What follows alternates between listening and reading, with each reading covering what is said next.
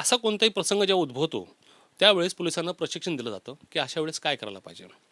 बरं, त्याला गोळी मारायला फक्त गोळीच मारता आली असती का, इतर कोणते उपाय करता नसते आले, हे पण होतं. पोलिसांच्या DCPच्या 2 तासमध्ये DCP नलावडे जे आहेत त्यांच्या संपर्कात होता, त्यांची चर्चा करत होता. मग तुम्ही चर्चेत काय केलं? तुम्ही त्याच्या कुटुंबाशी संपर्क का नाही साधला? तो केसरकरांच्या संपर्कात होता, मग त्यांना संपर्क का नाही साधला? बरं, त्याने ही जी स्टेप घेतली किंवा ही जी परिस्थिती त्यांनी आता उद्भवली, मुलांना त्यांनी जे किडनॅप केलं, हे का केलं?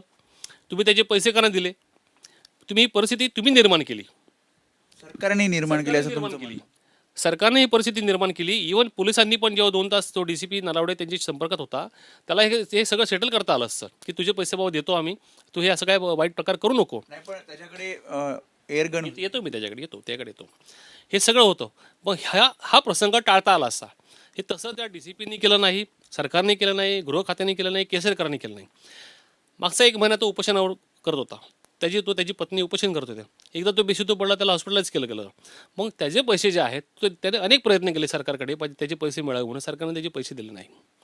पण मग त्यानंतर हे पैसे मिळाले म्हणून त्याने एकदा आत्महत्येचा विचार केला.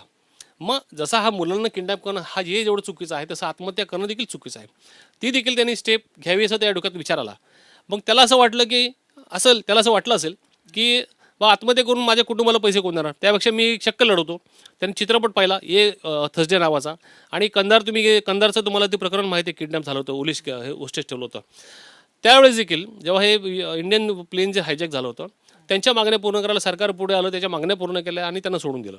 मग हा तर इंडियन होता ना, हा आपलाच होता ना, तुमचाच होता ना माणूस, सरकारची कामं करत होता ना, शाळेचे त्या स्वच्छता अभियान तो राबवत होता तुमचं. त्यांनी सगळ्या मुलांसाठी ते केलं, काय त्यांनी फुकटमध्ये केलेलं आहे काही बऱ्याचशा गोष्टी. मग हा एवढा चांगला माणूस, सज्जन माणूस, जो मुलांसाठी एवढं काम करतो, मुलांना जो हार्म करेल का, त्याचं नुकसान करेल का, हे तुम्हाला विचार करायला पाहिजे होतं.